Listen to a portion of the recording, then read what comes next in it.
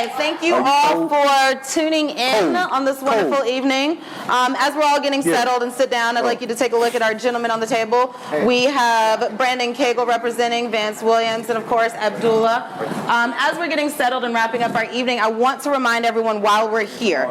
For starters, welcome to Sakota House, and thank you for tuning in to our conversation platform. One of the biggest things in the community we find as people is our voice getting silenced and the inability to be heard and have the opportunity to discuss problems that address the community.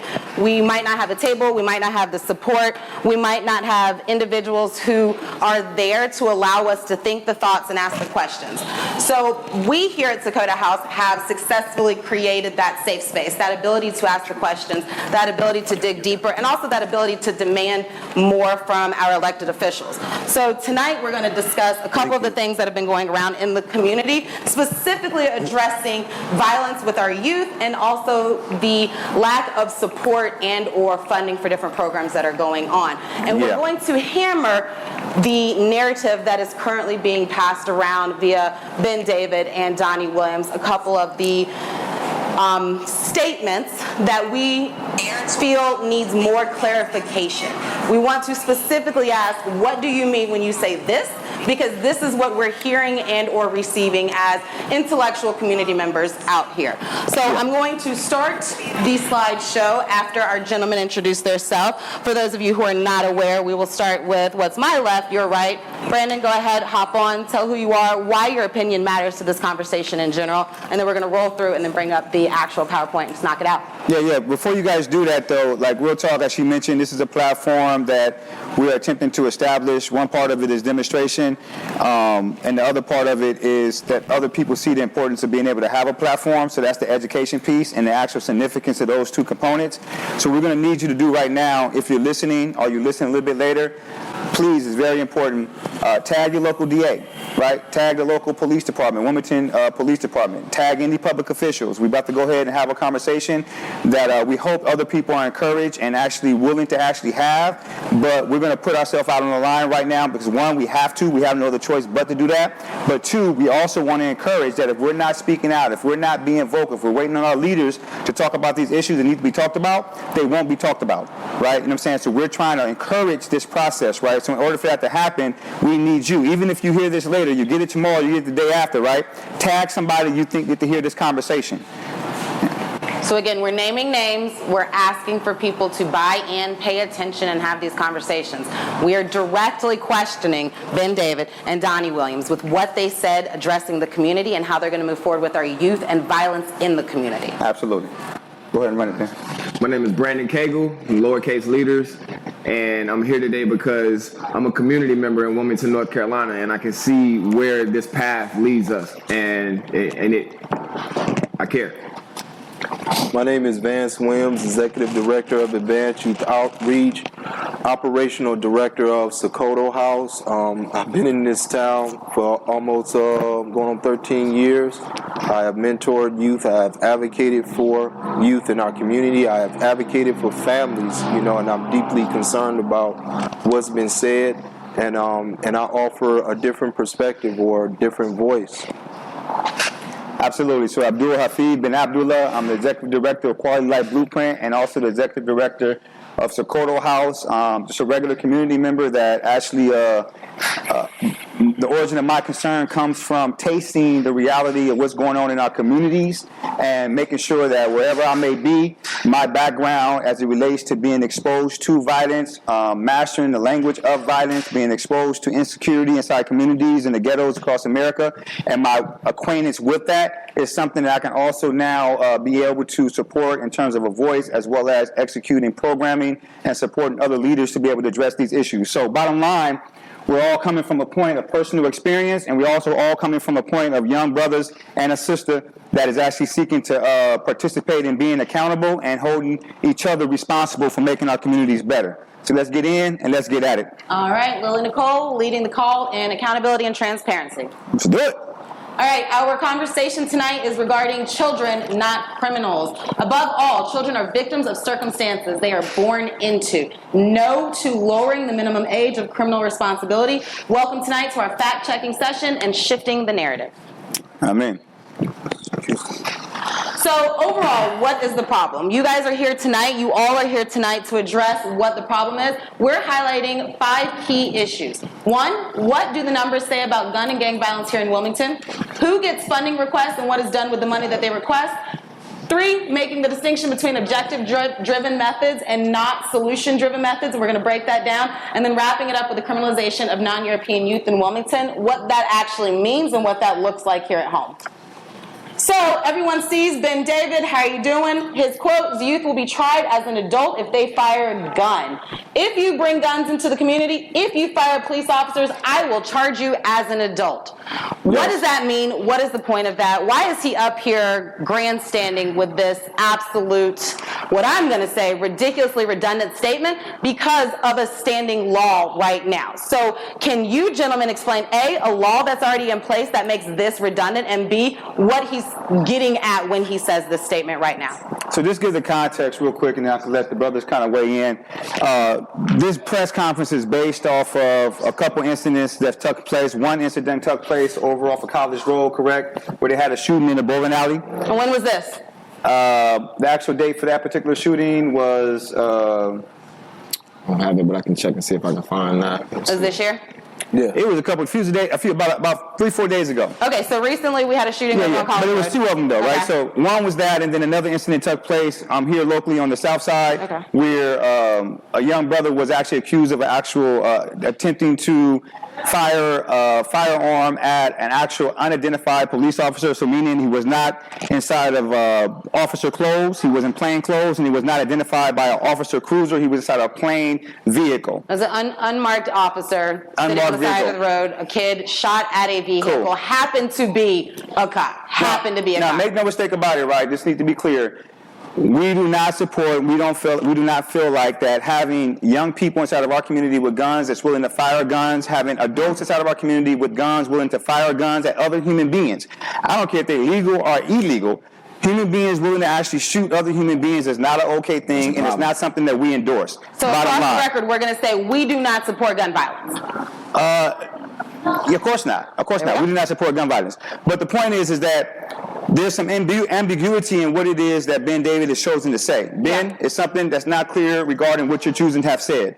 You've said that if an individual carry guns inside the community, if an individual fires at a police officer, they'll be charged as an adult. Yes. As the sister Lily already mentioned, there's already a law that establishes that anyone of any age, specifically within the ages of 14, 15, 16, all the way to age 17, if they commit a violent crime, they will be charged as an adult. So that's already on the books. So there's a law on the books that says people in that age grouping, if they commit a violent crime, will be charged as an adult, correct? But they passed a law saying a juvenile. The language is juvenile, right? Yeah. So, but they passed a law that Ben David and various other entities inside the city supported that said raise the age. Meaning, if it's a non-violent crime, a non-serious violent crime, then they will not be charged, right, as an adult. And as of right this second, carrying a gun is not a serious violent crime. Like, it's a slap on the wrist, you shouldn't do it, it's not the worst thing in the world. But right now, carrying a gun is not a violent crime, correct? Yes, but that's the point we want to make later. I want to make the connection right here, though. So, the press conference was geared at bringing escalated visibility for a need to crack down on violence in our community. Yes. Right? And the 2 main things that was identified was that young people had guns and they shot guns. And then one thing, they actually identified that young people have guns and they shot guns at police officers. Right? But in the statement that's being made, is that there's a concern about young people carrying guns, not young people firing guns. Some people have identified that no, he's talking about firing guns, but to be honest, the statements that's been made and the connections around other statements regarding that, elderly people, adults have guns, and when they're being pulled over by the police, they're handing the guns to minors because minors can only be held accountable with a misdemeanor. The visuals that we receive in the newspaper is that there's guns all over our community, and we've seen an uptick in actual youth being involved in gun violence. Okay. So there's this presence of more guns, right? There's this manipulation of elderly people or older people, adults, taking guns and putting them in the hands of actual youth who only can be charged with a misdemeanor, right? And then now because of this incident of an officer being shot at, Which is a one-off incident in like the last 30 years. Like, it's just one-off as of right now. in the past 30 years, right? We don't see officers being Does that shot. happen often in this community? It's not repeated behavior. It's not by adults or by actual youth, right? But because of this one incident, right, we're bringing visibility to this need to crack down on gun violence, which we're going to talk about that in general. Of course. But the point we're saying is this, right? You're not explicitly saying that youth who fire guns in our community will be tried as an adult. No, it says if you bring, so physically just carrying guns into the community. On top of making a connection to if you fire at an officer, which is not a norm inside of our community, only happened maybe once in the 20 to 30 years. It's an outlier. Right? And we have this big declaration, right, and this big response, right, from yourself, the DA's office, and the Women's Police Department, and the Sheriff's Department that It was looks a whole like press conference. They brought a lot of attention to this one outlying issue. that looks like, and what we're saying, has been presented as a need to crack down on individuals who have guns in the community, specifically young people. Okay. Right? Now, we know you can't charge them with a felony because not even a felony for a person to have a gun, right, illegally, meaning without a permit, if they're an adult. Right? You only can give them with a felony if they actually have a gun and they are in possession of already having a felony in possession of an actual firearm. Right? It's the only way you can get a felony and you're an adult, right? Other than that, it's a misdemeanor, correct, Vance? Yeah, it's a misdemeanor. It's a misdemeanor. So if it's a misdemeanor for the actual adult, if they have a possession of a firearm illegally, then what are you asking about when you say you're going to actually treat? Huh? I said I'm not an attorney. I just saying my. Yeah, it's not about being. Yeah, I got you on that. What are you saying when you say that you're going to treat a young person, right, as an adult if they have a gun in their possession? What that sounds like to me, which we want to talk about, is you're going to find a way to identify this person in the same way that Hillary Clinton, in the same way that Bill Clinton began to identify young people back in the 1990s, which I was a product of, as actual, what's the language? Super predators. Super predators, right? What is a super predator for those playing along at home? A super predator is simply what they're saying. They're no longer children anymore. These individuals are actually a major threat to society.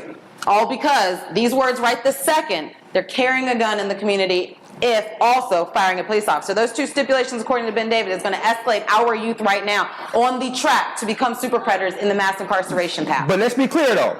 I understand that them shooting firearms in our community is a problem. Yes, 100%. I understand that anybody shooting in our community firearms is a problem. 100%. Absolutely. Right? But this particular case right here, With this specific verbiage. it looks like a witch hunt for young people who may be in possession of a firearm, something that's legal to have in America, right? But we're saying that in these particular communities here, we don't want those firearms in the hands of children. So instead of finding a way to prevent that from happening, instead of finding a way to give a child something alternative that they can be playing with instead of a gun or interacting with instead of a gun, you're saying that you want to escalate their actual interaction with the criminal justice system. Okay, so now we're all aware of what the premise is of this conversation. We're identifying. Let's look at the real quote, though, the full That's quote. what I'm moving forward. So we're identifying what the problem is and what the hiccups are and why some people's hairs may be raised. Moving forward, the district attorney said he will not show mercy for juveniles who commit violent acts. He said he will charge children as adults if they carry guns in the community and if they fire at officers. Again, we're literally picking apart the verbiage because this is where it becomes the ambiguity. There should be absolutely no ambiguity about that, and no one should be forgiven or making excuses for that kind of behavior, David said. This is not the work of children. These are adult crimes that are being committed. So that statement is referring to literally what he just referenced, carrying a gun in the community and firing at officers. Those are two different things, and he's saying that those are adult crimes that are being committed. And this is a quote from Port City Daily. Again, we're giving reference to where we got our quotes from. This is a quote from Port City Daily regarding Ben David's statement, correct? Absolutely, and our main point is that this is a timely way to begin to escalate police presence inside of our community. This is a timely opportunity to secure a person's deliverables, which is to enforce crime and to actually secure incarcerated peoples within a system that we understand to be an actual system of suppression. You want to suppress the behavior. I understand what you're doing. I'm with it, right? But what you're saying right here in your particular statements here is that that's your priorities. And the reason why we want to bring that to the table because for far too long, we've heard people state that they have other priorities. And we want to look at that real quick. What are some of the other priorities that's been stated by our DA's office, by our actual Wilmington Police Department in regards to addressing violence in our community? All right, so bringing up that question, when you said what are other deliverables, a lot of individuals do not realize that the DA's job is what? Can someone outline specifically what the DA's job is? What, like you said, the deliverable. What is their end goal? What is their objective? To convict. To convict. So, well, let me be clear. Not just to convict, right? It is to convict, but also to determine if a crime has been committed. Okay. But 9 times out of 10, if the DA is involved, they're saying that the crime that was committed by the person that's considered to be a plaintiff. Okay, so the DA is able to interpret the law and figure out, like you said, if it's an actual crime that's being committed, usually against someone who's already in court, already in jail, already been charged, correct?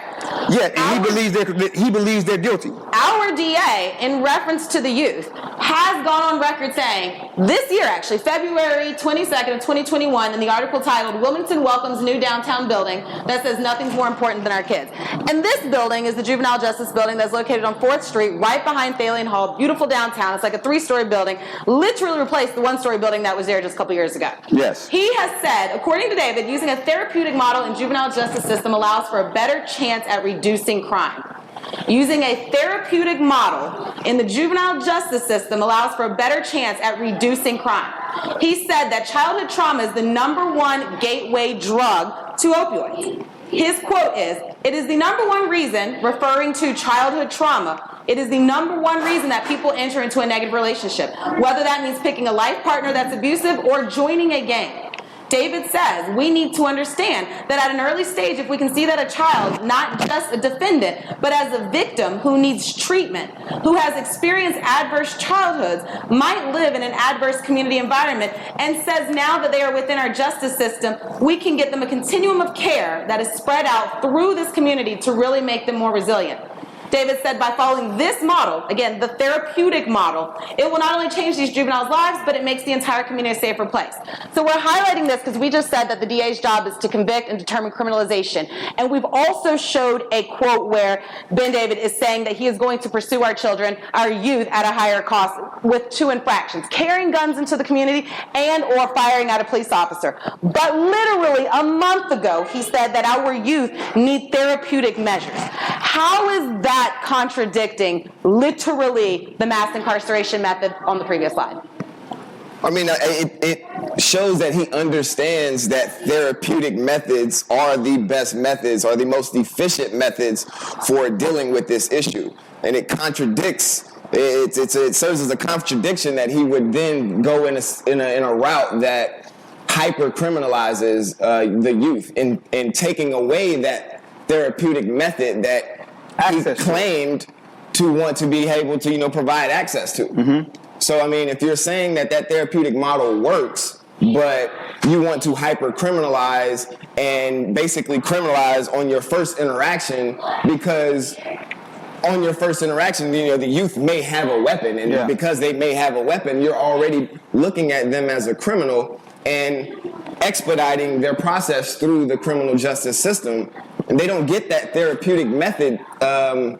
It's not available to them. You acknowledging that you acknowledging the reason why these young people may be participating in certain behaviors or being exposed to certain type of actual actions in our community. He points out a bad community, bad childhood experiences. He acknowledges a lot of reasons why youth may or may not be troubled and may or may not fall into a bad situation. He acknowledges it, though. Okay. The point is this, though.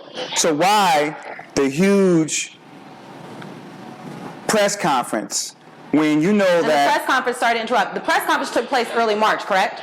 This took place a couple days ago. Exactly. So early March, and this is directly following late February of what he just said. Yeah, but the point is to make the connection to the validity around the actual hype of the press conference. So you're telling me we know that guns are being fired off inside of our communities. We know that we have a lot of guns circulating in our community. Guns being fired off in our community is a problem for everybody. We want to address it. Absolutely. Right? Access to guns is a problem, right? Obviously, law enforcement is responsible for inhibiting people's access to guns that shouldn't have them, right? We know that young people have access to guns. We also mentioned that young people are being manipulated by older people to actually hold the guns because they only can get misdemeanors. You know this. You said this. He acknowledges it, yes. But in an incident where an actual young person shot at a law enforcement officer, where he didn't know that he was a law enforcement officer. So it wasn't intentional. It was not premeditated. And the incident has only happened once in probably the past 30 years. You've chosen to gather your team of the sheriff, I'm going to keep reiterating, the sheriff and the Wilmington Police Department to escalate. To hype up and bring the awareness to this one situation. Not just that, to escalate police presence in our communities. Mm-hmm. You want to justify the over-presence. Justify it, and then also get community members. This is why we're having the conversation. Because our leaders and our community members, based off what's being said, right, will actually join in the escalation of police presence in the community. Because what you're going to see later is that there's been an overwhelming monolithic response in our community to violence, and that's been law enforcement. Mm-hmm. That's been enforcement. Mm-hmm. Right? Enforcement. So what we're saying right now, the only thing that's been addressing violence is enforcement by our police officers. There's been no suggestion, no other solution. Nothing else has been happening right now. Right. So I'm not saying nothing. our violence is our police officers enforcing violence. There's been a focus on enforcement, which leads to overpopulation in the criminal and prison system. Exactly. Which it has so many other different effects. Like if you're trying to balloon those numbers, then that's the way to go. Yeah, and the point is, the point in which you're standing on, we're not going to let you off this orbit, right? The orbit is you took an incident that only probably hasn't happened in the past maybe 20, 30 years, right, of a young person not even knowing that they're actually shooting at an officer, and you blew it up. To stir up outrage. And then the media, I'm calling you out too, you allow images of all these guns being circulated in our community, right? You're feeding into this false narrative. They're participating in it. Mm-hmm. They're not just feeding into it, they're participating in it, right? Actively controlling the story that's being spread. And then the response looks like what we're going to see happen next, where you're going to see an increase in police presence in our communities, which looks like an increase of incarceration, which looks like an increase in a series of other things. So again, we made that point right there. For whatever reason, right, it was convenient for you to take advantage of this opportunity to literally go back on what you originally had said was important, was to look at ACEs, adverse childhood experiences, public health language, because that's what's most popular right now, to look at the social determinants of health, the factors that contribute to why community members and young people do what they do. You're taking very popular language right now to make yourself seem like that you're really concerned. But what we're saying, right, and we say it respectfully, the behavior has exhibited completely something opposite. The behavior is showing itself right now that the concern is to enforce and suppress, which looks like another generation of young black people in this city being incarcerated, exposed to trauma, exposed to the behavior of violence, and then regenerated back into our communities. And that's the problem. All right, so now we've caught you guys up. In February, he's using public health language. He understands the problem, the deeper root. He wants to help our youth. Early March, he pops up on an entire platform and says he's going to hyper-focus on sending our kids to prison for simple infractions. Next one. Moving forward, Donny Williams. We're literally calling out names tonight. Everyone's on the chopping block. If you said something, we want you to explain it. Donny Williams, a man of the people, from the people, part of the community. Since you're part of the community, my question is, why is it solely on the community for intervention and prevention? He's not captain. He's chief. He's not captain. He's chief. Why are the officers only responsible for enforcement? I'm just going to be clear. The PowerPoint says he's Captain Donny Williams. He's actually Chief Donny Williams. He's the person that's actually in charge of actual law enforcement here inside Wilmington, North Carolina. It's very important to know. Yes, you got to be very clear. The PowerPoint says captain, but he's the chief. He's the head man in charge.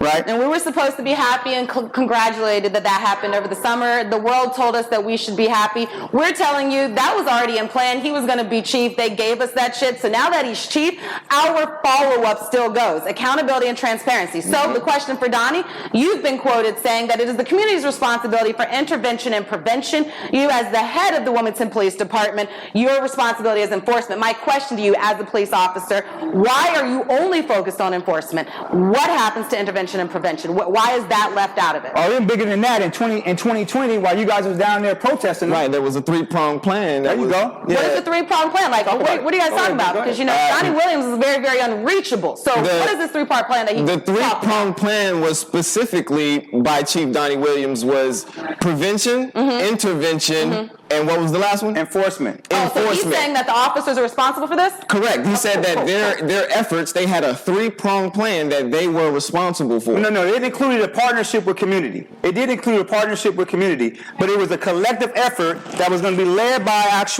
the law enforcement agencies, right? including the funding, with some of the funding that they was going to be receiving to address gun violence, a three-pronged plan. And we see now that in the midst of this crisis, right? This hyped up crisis. Well, I'm just saying that's what they call it, the crisis, right? You step to the table, my brother, right? And you basically saying that the police is going to do what they already been doing and been the only one really, at the end of the day, doing, which is enforcement. It's going to keep locking us up. And you're telling us that community members, unfunded, community-based organizations, unfunded, because there's not that many community-based organizations or any organizations in the city funded to deal with violence except for law enforcement. There's a few, but no community-based organizations, right, funded to deal with violence, specifically gang violence, right? Even though people have been calling out for it and asking to actually do something about it, no one's put money in anybody's pocket to deal with it, right?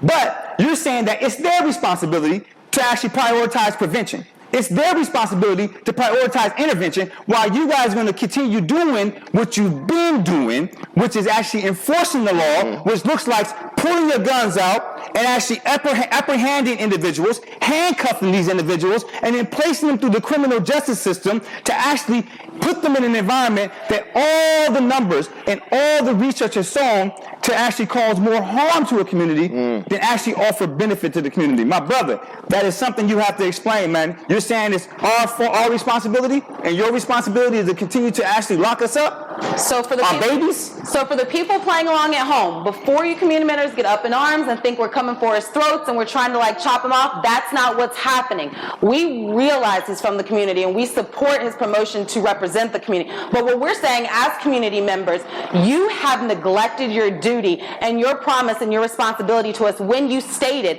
that as the chief of police, you are going to work with the community to ensure not only your officers, but your community members and organizations are working together to prevent and intervene in crime. Specifically with our youth, because we all admit our youth are at the biggest problem right now. They are literally the generation we're trying to save. But now that you're chief and the summer has settled and we rolled into 2021, you are directly stating prevention and intervention is not your problem. The community members need to figure it out. You are going to keep doing what you're doing and just enforce it. And so again, we're asking, where is the disconnect? But also, so with that being said, that brings us to this other conversation about the numbers that they're going to show you about the actual increase in actual crime, right? Right. The increase in murders, right? And what's related to the increase in murders, right? Now, this statement right here says who's getting the funding and what is being done with the money. Well, when it comes to violence in our city, overwhelmingly, Wilmington Police Department and the Sheriff Office is receiving the money to deal with violence in our community. Right? Across the board, they're the across the board. Money. Public health entities are not at the table. No. The health department's not at the table. Even though across the country, right, it's been stated that violence is a public health crisis. Violence is before they said racism was a public health crisis, they've been saying for the past 10 years that violence is a public health priority and a public health crisis. So health institutions are responsible for engaging in using evidence-based programs to address the issue, right? Okay. The resources that come into that, we won't get into it, the resources that come into that through the public health entities should be also prioritizing violence. I have a question for you, just asking something about locally here, because you've been working on violence being a focus for a little while, and bringing it here in Wilmington. Not too long ago, there was a survey done literally asking community members like what was the biggest issue and what was going on. What is something across the board people have addressed time over time again that needs to be taken care of? And this is, again, just reiterating what's not getting taken care of. So when it talks about public health, so when you talk about, so again, I want to be clear, right? And this is something important to note. I hope people hear this more than they hear anything else that's being said. I understand that law enforcement has limited capacity. I also understand that everybody is placing it on law enforcement to be the end-all be-all for an actual crisis in our society called violence that requires a comprehensive response from multiple different sectors of professional capacity, right? Law enforcement can't be the prevention institutes. They can't be the intervention institutes. They can't be the actual mental health professionals. They cannot be the people who's providing housing. They only can do what they've been trained to do, and that isn't to enforce the law. The problem is that they're being required and they're requesting to do everything. Example is that is that public health institutions across the country has been being encouraged, in many cases forced, to prioritize multiple forms of violence. Not just domestic violence, not just sexual violence, but gang violence, suicide, multiple forms of violence, including structural violence, which is the reason why you have racism being declared as an actual public health crisis. In our city, I don't know what's going on with the health department, right? You know what I'm saying? They have an injury prevention section, you know, I don't hear anything from them. Their injury prevention looks like helping elderly people not fall and bump their heads. That's their thing, right? It's not okay, so I'll call you out. You're not at the table fulfilling your mandate, right? The hospital, they've come in. They're very popular. I'm not talking about Novant. Novant is new. Novant is a national organization. Novant has demonstrated itself in various parts of the country to be concerned to some level about the community. They don't have a negative image when it comes to the community across the country. But in this city right here, they just inherited an institution that's been in this city, and they've been exhibiting a certain behavior, and those same personalities are at the table managing and negotiating where money goes in our community. And I'm going to tell you something, right? There was a health assessment that was actually secured in 2018 by New Hanover County Regional Medical Center and community-based coalition of individuals, man, that now represent multiple different organizations in the city. I was present. We went block by block, door by door. It's the Northside Health Assessment. And the number one priority, 73% of the concerns of the community at that time, 73%, was their safety, a concern about violence. Who got and deliberately,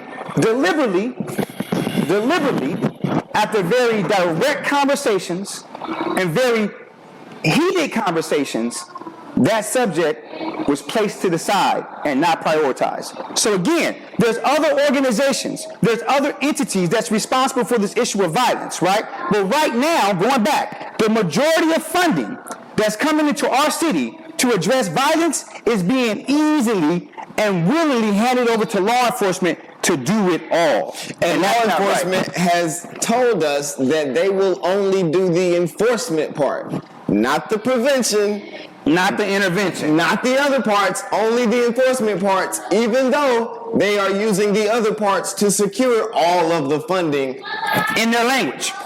In their language. So you hear, real quick, good connection, bro. So you hear our brother Donny Williams say, right, according to his platform, it was what? Intervention, prevention, and enforcement. Now, in the midst of what they're declaring a crisis, intervention and prevention is not their responsibility. Their responsibility is to take the money and do the enforcement. We hear young brother Ben David say that children need to be therapeutically supported through a juvenile system and not escalated into an adult system, right, if they haven't committed a violent crime. Now it's being suggested that if you have an actual gun in your hand, we already know if you shoot the person, and definitely if you shoot an officer, there's going to be some form of a serious violent crime, and they're probably going to treat you as an actual adult. That's been made clear. It's obvious. But now you're saying that now it seems like you're saying, even if a young person have a gun in their possession, that they will be escalated through the criminal justice system into the adult system. They'll be treated as an adult. Even though you can't convict them as an adult, my question is, how would you treat them as an adult then? So what we're saying is that when it's convenient, we use these languages like adverse childhood experiences. We use this language like prevention and intervention. But the reality is that's not the intention. The intention is consistently showing us that you want to arrest our people. And I can say this from a personal experience, and I'm sure Vance can agree, right? When you talk about the 1990s and the mass incarceration and being ushered into the criminal justice system and what that produced in human beings when they came back to their community, you're producing a generation of criminals, man. You're producing a generation of criminals. That's not rehabilitation. All right, so rolling on to our concerns with what's happening. So in Star News, June 28, 2020, there were a couple conversations where the community was asked, what is a main concern regarding guns and purchasing? So Radley, which is a local store owner, said many buyers were worried that police had their hands tied and they decided to take self-defense into their own hands. Again, this is a gentleman who is a private owner of a gun, ammo store, what have you. And the quote was, a lot of people are saying that police departments are overwhelmed and they can't trust local law enforcement to get to their locations in time. This just reiterates what we're saying. The police officers are overworked, overwhelmed, and now we're pointing out the fact it takes too long for them to respond to house calls or community calls. So the community members are taking it into their hands to protect themselves. Is there anything wrong with that statement? What is your assessment? Yes, Vance. This article is about the mentality of an adult. There you go. And it's adding why the guns are here. An adult is trying to secure their safety. So they're using the law, they're using other means to secure their safety.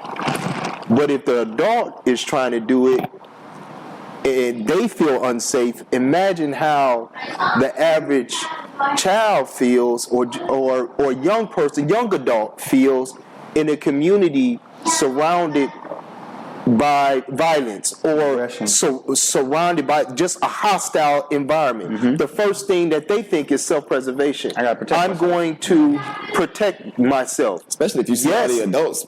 They feel unsafe. Yeah. And this is just not a Wilmington thing. This is happening all across the nation. Yep. But I'm looking at, there has to be a counterbalance. Anytime you talk about, if you talk about intervention, you should be talking about prevention, right? It has to be, it can't be just even if you talk about enforcement, there has to be an alternative, right? Exactly. Just like when you talk about, and you identify and you say, well, children are traumatized, right? You have to say to yourself, what does that consist of? Yeah. What are the root causes? There should be an equal press conference about that. I'm going to assert myself to make sure that our young people have alternatives and have safe spaces and have programs. There has to be a counterbalance. So in one sense, I'm talking about enforcement. I should be talking about, in the same spirit, there has to be alternatives for our youth. There has to be programs for our youth. There has to be opportunity for our youth. Our youth have to have access so they won't be involved in criminal behavior. There has to be support for our parents. Absolutely. There has to be a counterbalance. Devil's advocate, that's what Donny Williams is saying. It's up to you, gentlemen right there, community leaders, organizers, to give me prevention and intervention options. All right, I'm saying press that conference. There you go, that's what he's saying. And I'm saying that's not only unfair, but that's borderline criminal. Can you explain that? Well, you're telling me that as a community member who's living in crisis, who's living in an environment that's not just overwhelmed with gun violence, but is overwhelmed with historical trauma that actually perpetuates sexual violence, pedophilia, that perpetuates a suicide, that perpetuates drug abuse, right? Can we specify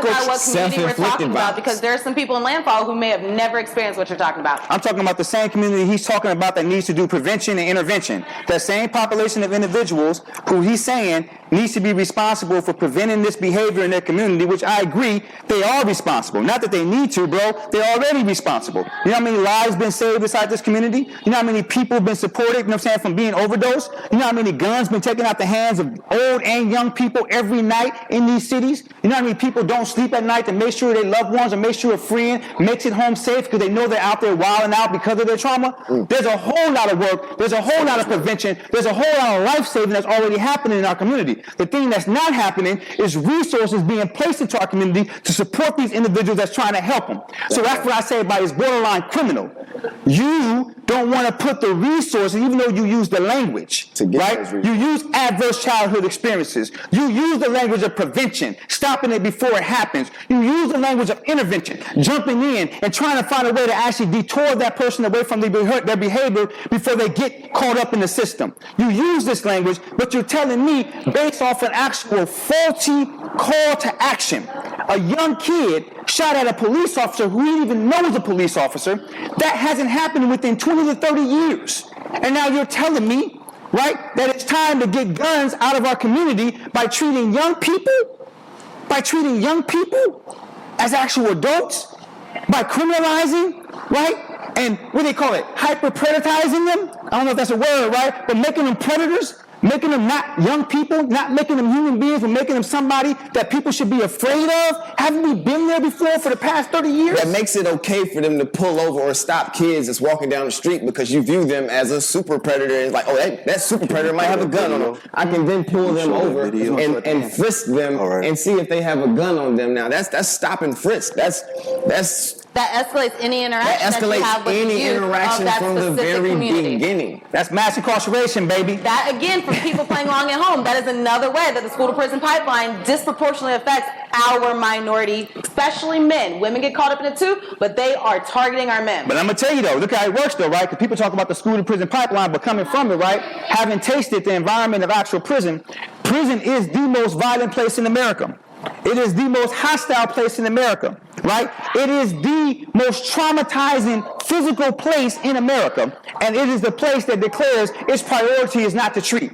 So you take these young people and put them in an environment of trauma and a place where the actual manufacturing of violent behaviors, right, is being produced overwhelmingly. Some of them figure it out. Some of them get some healing, right? And most of the healing comes from the people that's in the prisons, right? But most cases, people come home traumatized and they come home hyper activated with violence. You put them back into a community around the same women and children that actually been waiting for them to come home because they've been absent in their life for the past 8 to 9 years.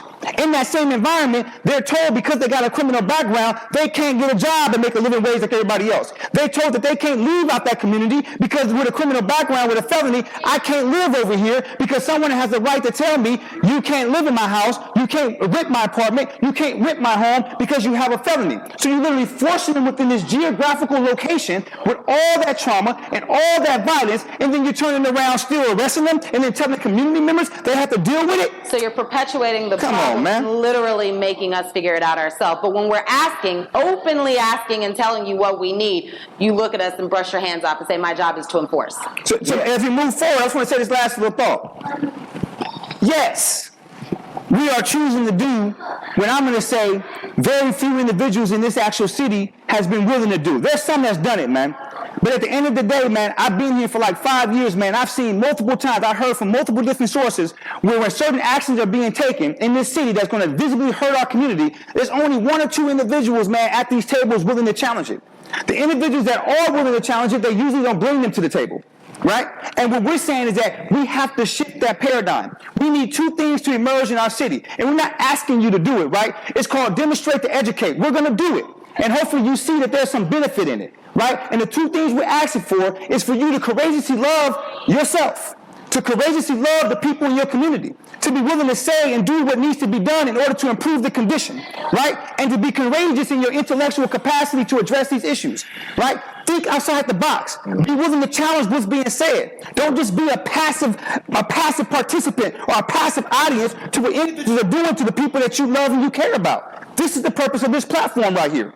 Right? Is to demonstrate the need for us as a community to step up and say what needs to be said. We may never reach those tables. I don't give a damn if I do. Right? But if you're at those tables, here's some data, here's some information. Challenge the narrative. We're going to roll on. You brought some data and some information. So again, hammering it home specifically here in Wilmington, a couple of numbers. Everyone loves to throw around numbers, and violence is what we're talking about. So as of February 17, 2020, according to Port City Daily, shout out to you guys reporting shit, while crimes like rape, robbery, and burglary all decreased. And we list those because those are crimes most commonly affiliated with gangs and or gun violence. So while rape, robbery, and burglary all decreased, the number of murders remained unchanged for 2019. And crimes like motor vehicle theft and arson were on the rise. But despite the increase in some crimes, which again, motor vehicle theft and arson, Part 1 crimes have reached a 27-year low. Defining Part 1 crimes, they're the most serious offenses, including murder, rape, robbery, and other serious felonies. Again, we lay that out because those are the crimes most oftenly correlated with guns and or gang violence. So this right here is saying, as of 2020, those violent offenses were actually lower in the last 30 years. But our DA and Donny are going on record saying... And others, not just them, and others too. And others, they're going on record saying, oh my God, everything's absolutely super bad. We need all this money to soup up our police officers so we can go and deal with it. But again, we're not going to prevent or intervene. We're just going to arrest and throw them in jail. So there's some basic context for some of the numbers, right? In 2017 in Wilmington, so the numbers they're using for action is always around murder. Of course. Right, and it needs to be understood, if you go through the actual newspaper, you actually do a track record for the past 4 to 5 years, very seldom do they tell you what are the actual causes of the murders that I'm going to name. That's what I was going to ask. Can you break down the murders? Exactly. Is it a gun? Is it a stabbing? We're going to tell you the numbers. Okay. And then we're going to make you understand or help you understand that when they name these numbers, they're not telling you if they're gang related or if they're actually gun related. They're just telling you these numbers of murders happen, and they usually do a press conference calling for more police presence in the black community. Just make no mistake about it. In 2017, there was 19 murders. Again, they don't mention, and that was considered an actual high at the time, right? Unfortunately, what they didn't mention in 2018, they didn't really bring too much attention to it, that number went down 50%. Okay. So in 2018, the numbers went down to 50%. Guess what? In 2019, the numbers of murders, it remained identical. In 2019, 18, so in 2019, you had 9 murders. 18. In 2019, you had 9 murders. Not And in bad. 2018, you had 9 murders. Not bad. Again, they're not naming the causes of the murders. Just the fact it's a murder. Facts. Now, in 2020, Wilmington Police Department, while they was calling for a trilateral approach to That's a intervention, three-partnership. enforcement, and actual prevention, they used the numbers from 2019 to secure their funding for 2020. So understand this. That's how fiscal budgets work. You apply on the year before to get funding for this upcoming. Got Absolutely. it? Got But it. the numbers were dropping. The numbers were still dropping. Now in 2020, the numbers went up. Numbers went up to 2 more violent murders, 2 more than what was actually present in 2017. But let me get this all right. I can tell you off top, in 2020, right, incidences that we all remember, there was 2 murders that took place inside nursing homes. Yeah. That was included in that 21, right? There was also 2 different occasions where you had road rages take place. Yeah. Right? That was included in that 2000 numbers, right? You also had an incident where, unfortunately, a parent of a child, the mother and father, starved the child to death. Right? Murder. May God have mercy on that baby. That was a murder. Now, without me doing a whole lot of detailed research, you just Google murders, right? In 2020, you're going to find at least 4 or 5 of those incidences being present. And they're not telling you that out of that 21, how many of those were actually gang-related or street-related violent acts. Or pandemic related even, because there was a huge issue last year. But they will step to a press conference and tell you that there's a need to stop gun violence. They will step to a press conference and request that you support their actual upbeat or uptick and police presence in our community based on gun violence. Based on gun violence. Right? But the numbers are showing, right, that even if the numbers were accurate, check this out, that's still not a crisis, Wilmington, North Carolina, man. You have a problem, right? But you don't have a crisis. Do you understand there's still a chance to save your children? You understand you still have a chance not to criminalize a whole new generation. If they get locked up for 7 to 8 years, in 7 to 8 years, they're coming home. During that 7 to 8 years, there's going to be an absence of fathers, an absence of mothers. There's going to be increased instability during that time frame. The pattern looks like across the country. The number shows you when you have an increase in tough on crime laws and you begin to remove these people from the community and these children into the criminal justice system. 7 to 8 years later, which is usually the average time whenever they increase the laws, right? Either it's going to be 5 to 7 or it's going to be 10 years. Yeah. The point is, whenever they come back, they all coming back around the same time based on the type of law that was given. When they come back, majority of them is going to be untreated in what they've been exposed to. They're coming back into our community. 100% of the time, mass incarceration and hyper enforcement is not our solution. The numbers across the country says that, man. They know it at least. They're not ignorant of that fact. Yeah, we strictly have a priority population infrastructure issue. When you just break it down, at the end of the day, it's about our priorities. Yeah. It's about our priorities. It's about the population, marginalized population, and it's about our infrastructure, I'm our glad you brought up system. priorities. Before we The go, next on, question- yeah, I was gonna say it though, ties into this. I do want to mention that in that past 27 years, where crime has been going down, and there's been a 27-year record low, the population of Wilmington has continued to increase.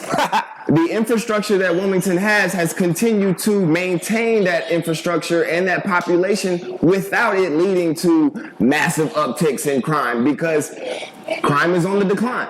Also, I want to add to that because we're talking about like the population of Wilmington has increased.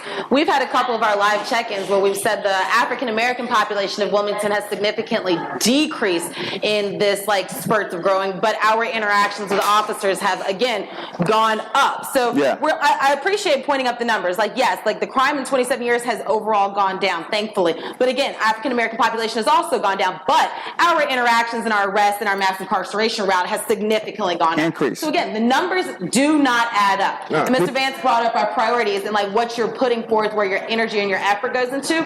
So the next topic of conversation is making the distinction between objective-driven methods and not solution-driven methods. So again, this goes back to what you're prioritizing, what your end goal is, what your objective, not what your promises and your principle laying out is, but what are you really fighting for? What is your focus? So can you gentlemen break this apart and highlight what are priorities, objectives, and like why does this even matter? All we're saying is that law enforcement and the DA need to just be honest and say, my job is to enforce the law. And enforcing the law looks like getting criminals, or what we define as criminals, off the streets. Police officers typically come to a location after a crime has been committed. The DA is usually involved after that crime has been committed. Someone has been handcuffed and they're sitting in jail waiting to be prosecuted for a potential crime. Your lane is not what you always claiming it to be. What are they claiming it to be? Well, being trauma, we're focusing on making sure individuals get access to the actual trauma-informed care, making sure people get access to the resources that helps them avoid being traumatized, and which is producing these certain behaviors inside the community. The things that they've acknowledged that they know helps. Even in 2017, Ben David advocated for raise the age. Yes. And he was a strong proponent of that. Who else worked on raise the age? Corpany? Judge Corpany, yeah. Yep, George Corpany and a lot of other people. So what we're saying is we want these two gentlemen, others as well, but these two gentlemen just to be honest about your stance. Your stance is you're focusing on, like you said, jail, enforcing. Well, your job is to enforce, and make no mistake about it. We need enforcement. That's the thing about it, but check this out, y'all. We need what you're doing. Make no mistake about it. There's human beings out here living unhealthy, man. We all want to feel safe. I ain't in the streets no more. I ain't popping pistols with these cats, right? So somebody needs to deal with people who's out here really doing things they shouldn't be doing, as well as white folks doing what they need to be doing, smashing up, you know what I'm saying, and actually attacking people based on their actual color of their skin. We need help. That's no doubt. Enforcement is necessary. What we're saying is that you have to stay in your lane. And you have to make sure that while you're in your lane, you support other people in their lane, but you can't make yourself the actual expert in something that you're not the expert in. This is where inconsistency and this is where mismanagement becomes present, right? Other people who are responsible for other aspects, prevention and intervention, and we're calling community-based organizations to be supported in their efforts around prevention and intervention. It's the people who've actually been exposed to this, who's helping these issues, that are the most knowledgeable of these issues. And if they're in the community working, why isn't your money making the way to their 501c3? Why is it your resources making its way to a partnership with these community leaders? Right? And the fact that it's not tells me that you're not concerned about solution. Right? You're not solution driven. Right? You're objective driven. You want to get your numbers to secure your funding, to secure your institution at the expense of us. Numbers means funding.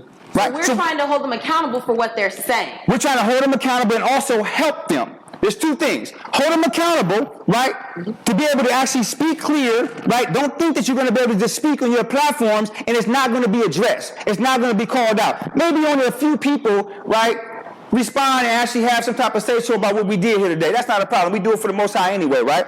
Our people here, they feel like, okay, people are speaking on their behalf. They appreciate that. But over time, right, when other people see the need, right, to say what needs to be said as intelligently as they can, as accurately as they can, not just Sokoto House, but multiple different community-based entities in the city will inhibit individuals from popping up on these particular broadcasts, these actual press releases, and saying things that doesn't make any sense, and that lack of actual sensibleness translated into harm in our lives.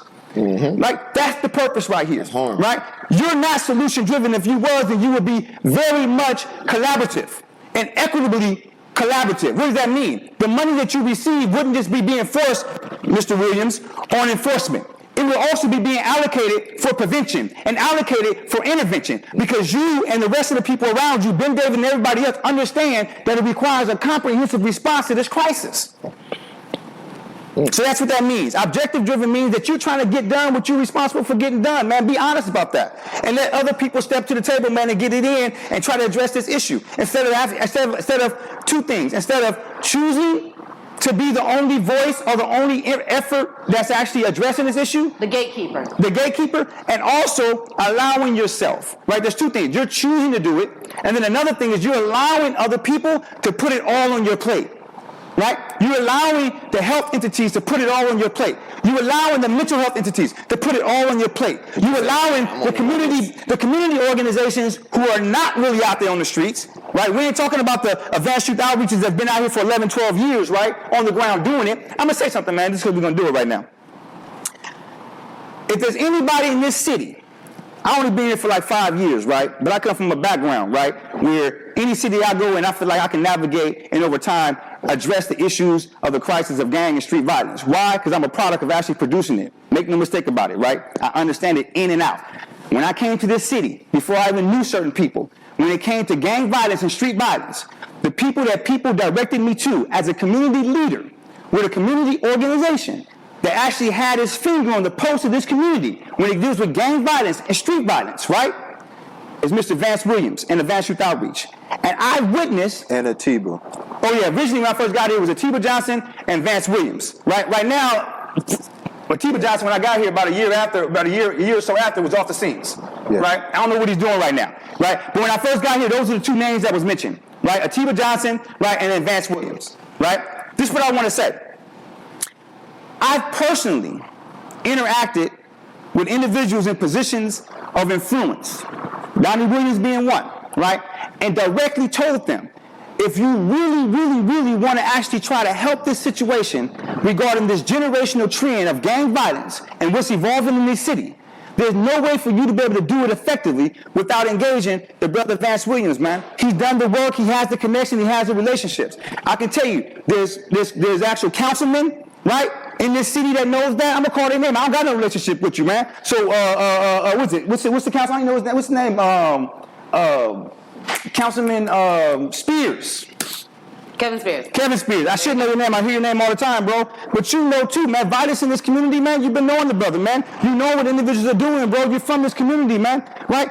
Equity looks like being authentic about what can really help. Forget the relationships. Forget if someone offended you, man. You're a public official. Barnett, you're a public official, man. You know certain individuals. These are people of color, right? There's other people of non-color that I can't even really call to. They don't have relations to the community like this. But when it comes to really caring, man, I'm not saying this to hold you. I'm being honest with you, man. Like the hell with everything else, man. Come in and plug in, man, and try to help what's happening. Not with us, but with other community-based organizations. Moms in Mourning, where's their funding that? Al John Williams Youth Against Violence, where's their funding that, man? Why are these organizations not being supported to actually advance and address violence? There was created 5 years, 6 years for violence. Help build their capacity up, like all of that. Why they don't have money in their pockets? I mean, I'm gonna go on my little soapbox, but at this point right here, I ain't really got nothing to use, man. I lost my thought I was watching. It is what it is, whatnot. But my point is, we have to do better, right? So I'm gonna call your name out. No, we're gonna hammer that back in. Like you said, we have to do better, recognizing not only Vance's addition to the community and what he's been doing for so long, his intricate knowledge of the gang relations and situations that are happening. These are a couple of numbers that directly affect Wilmington here. Vance, can you elaborate a little bit? We've got 453 people on a gang list. People might not even know what the hell a gang list is, but that's a lot of people. And then going down, like it's 75% of African American males, anywhere from 15 to 64. Like these numbers are absolutely appalling. Like what does this mean here, and like what's happening, and why is the gang list not being talked about as much as it should? And I'm saying it should because I understand what it's doing for our youth. So why is it not brought up as much as it should, and why do I personally feel like some of our elected officials continue just like skirt it, brush it away, and does not bring attention to it? The gang list, if you look at it, is generational. You have people that have been on the gang list for 10 years. You have people that were validated when they were 15 years old. How do you get on the gang list? It's almost like 7 tiers, but one of the tiers is it could be admittance. You admit that you're in the gang. So that means I'm personally affiliated with gangs? Yes, okay. it could be Facebook. Okay. Facebook, any social media. Like pictures and statuses. It could be interaction, your interaction or your association with a known gang member. It could be all of those things, but what's alarming is the majority of the African Americans that's on the gang list have not been charged with a crime. Say that again. The majority of the people that, and this has come straight from the sheriff's department, the Hanover Sheriff's Department. The majority on the Before they say this, we're talking about the criminalization, right, of non-European youth inside the city of Wilmington. How does this happen? When this press conference kicked off, we're talking about that this is an effort to criminalize our youth. Now we're gonna bring it home right now. Say what you said again, bro. Is that the majority of the African Americans on the gang list have not been charged with a crime. What's the age spectrum? The age is 20 to 26. That's the youngest is 15, the oldest is 64. Hold on. And how many of that gang list are African American? 75%. 75%, but it's generational. A lot of times, what they noted was usually people phase out of the gang list at age 35. What do you mean phase out? Meaning take them off the list. Okay, not so they get affiliated. 35. That's if something doesn't activate it. But you cannot. The thing about it is you have no due process. There is no due process. There is no you submit or to ask for a hearing. They say automatically after 5 years, and it's up to them. After 5 years of investigation, they decide to take you off. But the problem is that that database, which is state and federal, intersects with private background checks. When private background checks come up, it come up state and federal. So even though you have not committed a crime, when they do a background check, it comes up gang affiliated. But if you look at DCI and what it means, Division of Criminal Investigation. Criminalization. So automatically, if you're on the list, right, You gotta commit a crime. you have that label of criminal. Even though you haven't committed a crime. Even though you haven't committed a crime. Do they know that they're on the list? Yes, they are notified that they're on the list. Some people don't know. It could be through a social worker. It could be through just an interaction on the street. And some of them don't know, but the majority know. The majority know. And this was just a conversation that I had, and we noticed it. We noted this in a last Facebook or podcast that we had. It was just trying to get somebody employment, and it came up, and he said, "Ms. Vance, I don't have a background. I don't have a criminal." And then another person that just got out went through the same thing, but he changed his life, and he was saying, "I'm just trying to get a new start." But on there was gang affiliated. And he said, "No, that's no longer my lifestyle. I'm out." But those type of labels marginalize you. Those type of labels automatically criminalize you and shut you out of a whole. Like this is like extreme disenfranchisement. Like you're just shut out of the employment market. And not only that, though, we're talking about criminalization and the escalation through the actual criminal justice system. What does that mean by that? The existence of an actual gang list across the country.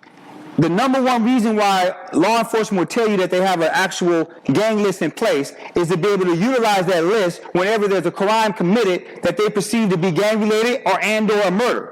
So first of all, you're sitting on a list that you never committed a crime, but this list is actively being used as potential suspects. That's one, right? Secondly, not only is it being used as potential suspects, when you go into the court of law and you're sitting in front of the actual judge in a series, and you on that list, in a series of, not your peers most cases, but a series of 12 individuals. Yes. If you're on that list, you're automatically defined as what? criminal. But you're escalated. You're escalated. Automatically. Not only do they perceive you as someone that has the potential or have committed a crime, but guess what, ladies and gentlemen? The punishment you gets get gang enhancements. Yeah, Your that's what punishment it gonna be is. much Yeah. worse. Gang enhancements. Yeah. Right? So we just want to give one example. So you think we're just talking, oh, they're just popping off because, like, nah, man, we ain't never really name calling no individuals, at least not in this platform, not in Dakota House. We just been beating our drum, doing our work or whatnot. We name call because of the actual severe risk of what was just done.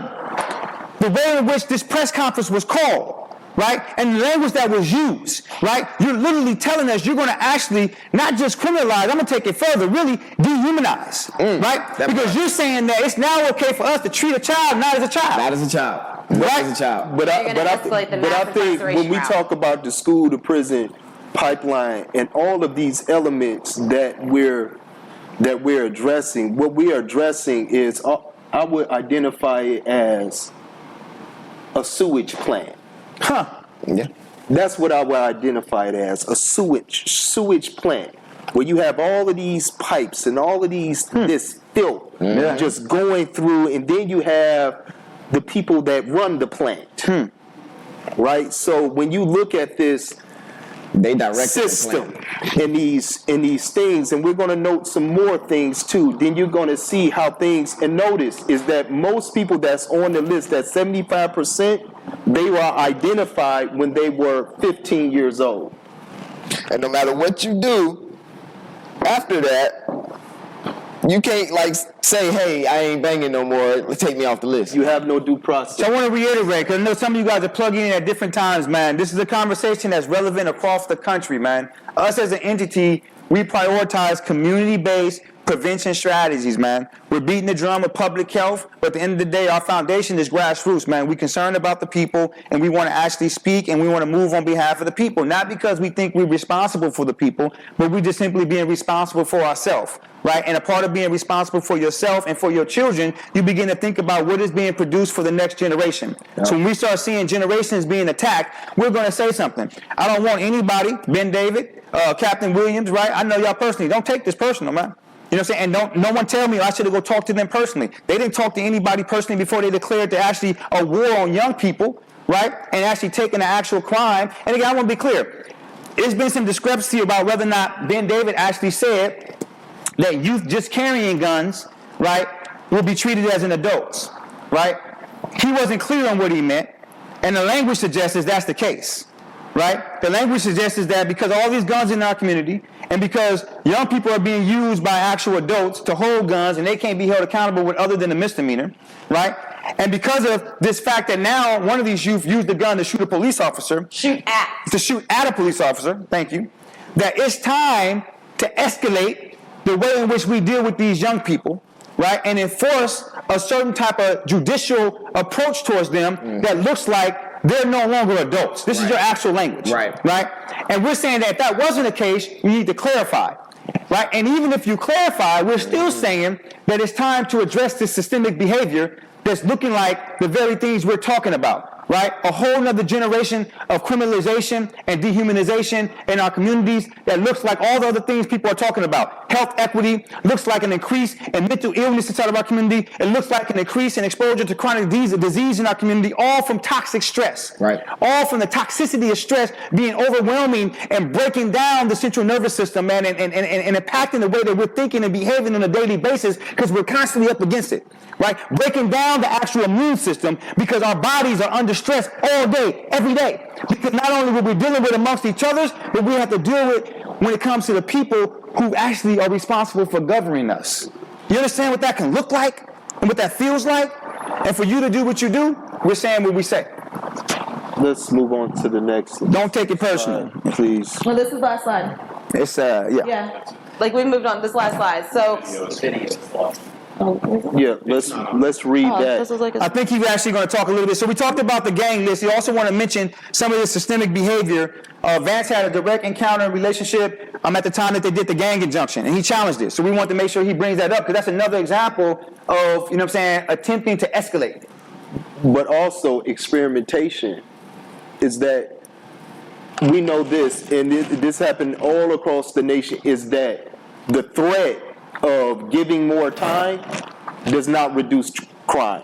Yeah. There is no data that shows that if I say you're going to get 30 years, you're going to get 20 years, that actually reduces crime. So this was a mishap in 2017, and later on in the month of December 2019, a court judge declared it unconstitutional. Would you like me to read it? Yes. It says, the North Carolina Superior Court judge today, and we're referencing, agreed to end a 2017 gang injunction that subjected Wilmington residents whom local law enforcement accused of being gang members to probation-like conditions without a fair day in court. And the quote is, gang injunctions pose serious constitutional problems, restrict people's freedom without a fair day in court, and have been used almost exclusively against black and brown communities. And this is from Katrina Braun, an attorney for the ACLU of North Carolina, and this is from October 24th, 2019. That says something in itself, is that we were going to use this method, right? Knowing that it was a constitutional violation, but what community was this practiced on? It was practiced on our community. Even though they knew it was unconstitutional, they said, let's do it. Let's violate a person's constitutional rights so we could do whatever we want to do, even though there's no data that shows that if you do the injunction, it actually will reduce crime. There was no data to even support it. Plus, it was unlawful. And what we're having, and this is only reflective of what's transpiring right now. We have raised the age. And all of a sudden, we have somebody saying, look, forget about that. We're going to circumvent. If they're a young person, we're going to charge them as an adult. And that was on a state level. Now you have something that is constitutional, right?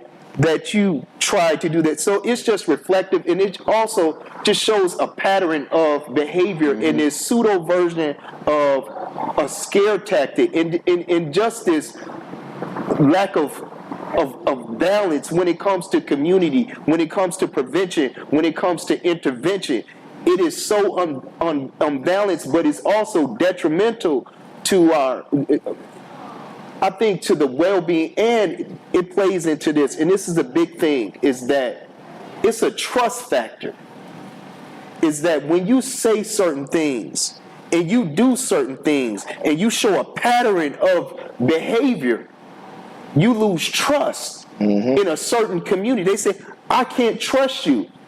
If we require that the average citizens be lawful, right, we should lead by example. Amen. Good job. That's excellent. So I like that you brought up a distrust in the system and the need to have like strong trusting situations and like a pattern of behavior. And I also like that you brought up that our youth are being mishandled at like a higher rate and just different interactions are happening.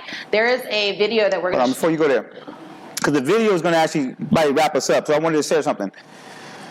We all know, so this is not just on Ben David, this is not just on Chief Williams, right? I named a couple names, right? This also deals with the Mayor Sappho, right? You declare a need through your Rise Together initiative to address, the historical violence and historical oppression that's happened inside of Wilmington. Yet, right, there's still a form of systemic oppression where you have community-based organizations in this city, you have community leaders in this city trying to actually address the real problems on the ground, the actual residue of some of the systemic oppression, man. Right? A lot of this behavior in our community, a lot of our youth running around finding alternative lifestyles that look like self-abuse, right? It's coming from trauma, right? And trauma is caused by systemic behaviors. We all acknowledge that, right?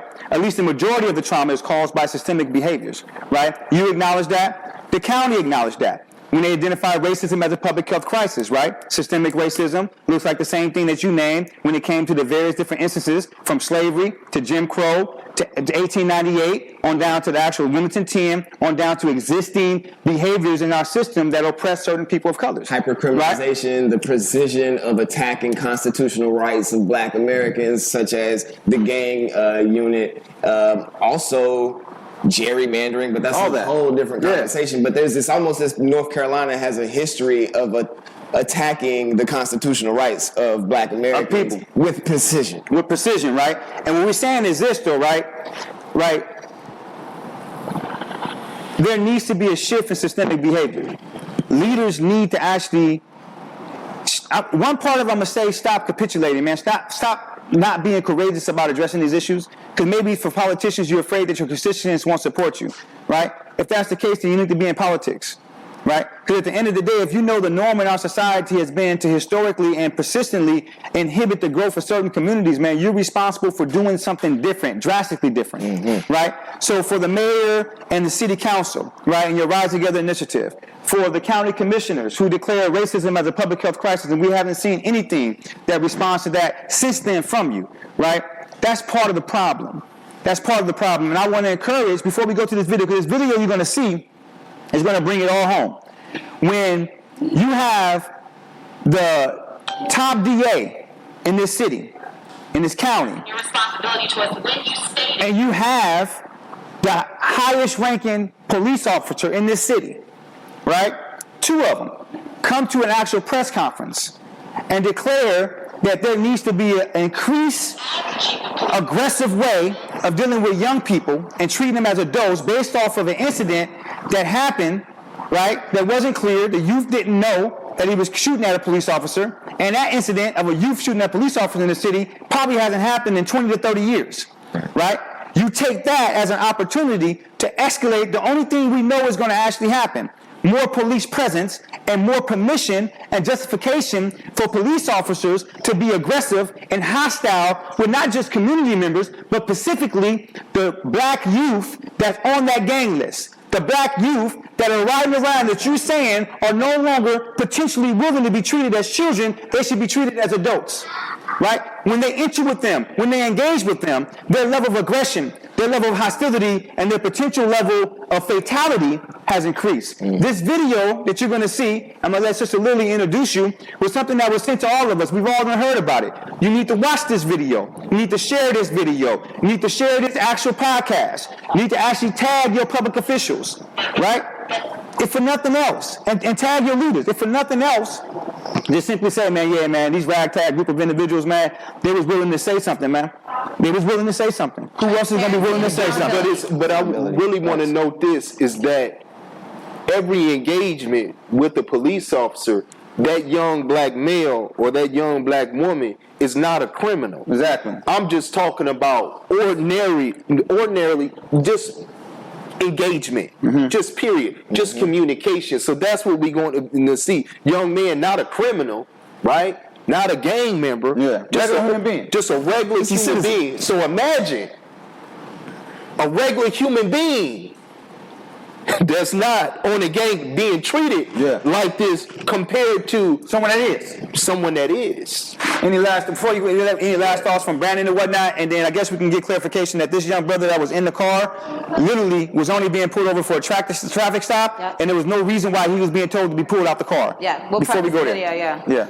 I just want to say I know what it's like to be pulled over for no absolute reason and being handled aggressively for fear that you may be a super predator, and it's not fun. You can be landed in jail, like thrown in jail over, some little dumb shit. So, I mean, watch the video, and it happens all the time. This is not anecdotal. This happens often. So Share, like, tag your public officials, tag your leaders. Yeah, it's a long video, but it's context, man. Encourage people to say something. Encourage people to do something. Do your research. Get out here, get involved, support what we're doing, support what other organizations are doing. There's a lot of people out here that need support, man. There's a lot of crisis out here. There's a lot of suffering out here, and we all need to figure out how we can be more on debt, in support, and not be in competition with each other. The names we called out today, I promise you, man, I ain't got no personal issues with you guys. You guys are leaders that have resources in your hand, and I'm concerned about the people that you're responsible for taking care of, man. And if you're not doing your job, I do the same thing to my mama, man. I'm going to ask her to do better. I'm going to ask her, that's not okay. If she's not feeding my daughter, if she's not feeding her child, one of my sisters and brothers, I'm going to ask my mama, and I'm going to request my mama and even demand from my mama to do better. And I love my mama more than anything on this earth, 3 times more, right? But accountability is mandatory, right? Or if not, people are going to continue to be hurt, man.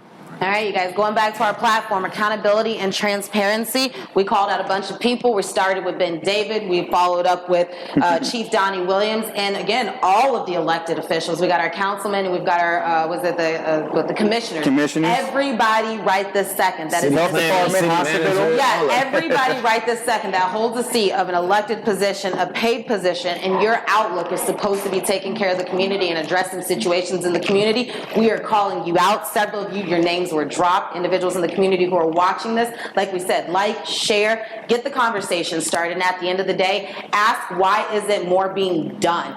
Bottom line, our question is, why isn't more being done in the manner to protect and heal our communities? Why are we being met with an overt level of aggression? And why is there very little to no transparency and accountability on the platforms that are being exhibited in front of us? Again, we are wrapping this up with the video that happens all too often, but unfortunately, this just took place this week on this side of town, right in front of our building that we are at day in and day out, from a young African-American male who literally was getting pulled over for a simple traffic violation. It's about 3 minutes long. Please watch this video. And again, at the end of it, I hope you're upset. I hope you want more, because if not, we did not start our conversation off right. Watch the video again. Griffin, go ahead, transition us, and then at the end of it, we're going to end our camera. But always like, share, follow along. There is so much more to be heard. Peace, man. Y'all have a blessed one, man. Thank you. Nothing. Are you even a real cop? Because it's fake cops riding around Wilmington. Are you a real cop, first off? All right, step out of the car, man. Step out of the car, please. For what? I'm asking you to. There's a traffic stop. A lawful order is for you to step out of the vehicle. So he telling me that he just pulled me over because he said I was speeding. Meanwhile, I was not speeding, and he just said I need to get out the car. What am I getting out the car for? What am I getting out the car for? I'm asking you to. For what? I'm asking you to step out of the vehicle. Okay? That's a lawful order. Please record this, because I always get stopped just because I'm black and with a BMW, so they always try to say I'm speeding. Meanwhile, I wasn't speeding. Cars was way ahead of me speeding, but he decided to get behind me because I was black in the BMW. Step out of the car, man. You're not rushing me. Yes, I am. No, you're not. I'm telling you, and I'm gonna get out the car. Okay. And you're gonna wait until I put on my shoe and get out the car, like I said. And I am. And you're gonna wait. I'm gonna pull you out of the car. And like I said, I'm getting out the car, and you're not gonna pull me out the car, and I'm gonna get out of my car. And like I said, you're not gonna pull me out of nothing. You're not gonna pull me out of nothing. You get your supervisor. And like I said, I'm getting out, and you're not gonna say you're gonna pull me out. And you're not yelling at me, and you can stop yelling at me like I'm a dog, because I'm a human being. Yes, you are, obviously. No, you're lying, because you did not clock me speeding. That's a lie. That's a lie. Then how can you say I'm speeding if you don't put your hands on me? Please don't put your hands on me.